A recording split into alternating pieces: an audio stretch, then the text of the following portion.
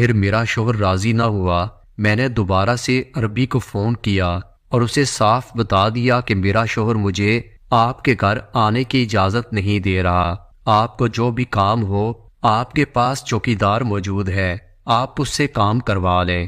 عربی کہنے لگا چوکیدار آج چھٹی پر ہے، ورنہ میں خود چل کر آپ کے گھر آ جاتا اور آپ کے شوہر سے مل بھی لیتا۔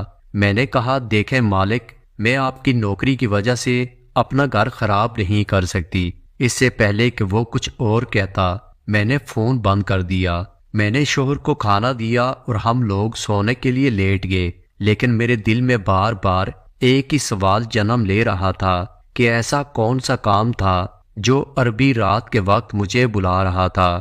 میں عربی پر شک بھی نہیں کرنا چاہتی تھی کیونکہ اسے کم نظر آتا تھا، اور ویسے بھی اس نے آج تک مجھ سے کوئی غلط بات نہیں کی تھی۔ سونے کی کوشش کرتی تو بار بار عربی کی بیٹی کا چہرہ آنکھوں کے سامنے آنے لگتا تھا۔ میں سوچ رہی تھی کہ کہیں اس کی بیٹی کو کچھ ایسا ویسا نہ ہوا ہو۔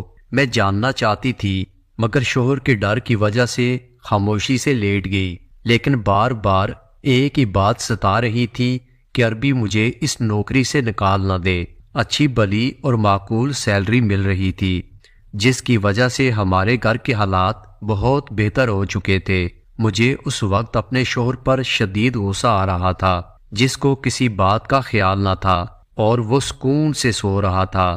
ساری رات میں گھبراتی رہی، نہ جانے کس پہر میری آنکھ لگ گئی۔ صبح شوہر نے اٹھایا تو میں نے کہا کہ وہ کچن میں جا کر خود ناشتہ تیار کرے، کیونکہ رات جاگنے کی وجہ سے میری طبیعت بوجھل ہو رہی تھی۔ 10 بجے میں اٹھی، شوہر کام پر جا چکا تھا۔ میں تیار ہوئی، ناشتہ کر کے عربی کے گھر جانے لگی، لیکن وہاں پہنچتے ہی میرے ہوش اڑ چکے تھے۔ عربی کے گھر کے باہر کافی سارے لوگ جمع تھے۔ میں نے جلدی سے شوہر کو فون کیا اور عربی کے گھر آنے کا کہا۔ تھوڑی دیر کے بعد میرا شوہر وہاں پہنچ چکا تھا۔ عربی کے گھر کے باہر کافی پولیس موجود تھی۔ میں گھر کے اندر گئی تو سب ملازم دہاڑے مار مار کر رو رہے تھے۔ معلوم کرنے پر پتہ چلا کہ عربی رات کو گھر پر اکیلا تھا اور اس کی بیٹی کی طبیعت بہت خراب تھی۔ وہ بار بار مجھ سے ملنے کا کہہ رہی تھی۔ شاید اسی لیے عربی مجھے بار بار فون کر رہا تھا، لیکن انہونی کو کون ٹال سکتا ہے۔